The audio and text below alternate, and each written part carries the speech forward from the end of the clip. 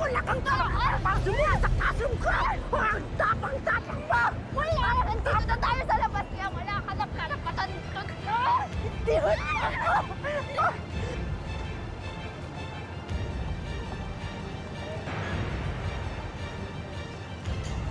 Langya!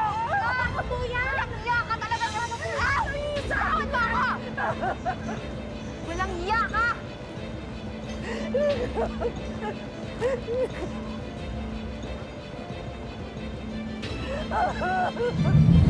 Mrs. Solis, naiintindihan ko ang galit mo.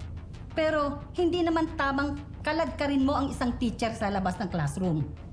Madam Principal, pasensya na po kayo. Alam ko naman po na mahalaga ang ginagampanan ng mga guro sa paghubog ng kabataan. Alam ko mali ako. Pero sana naman po ilagay niyo yung sarili niyo sa sitwasyon ko.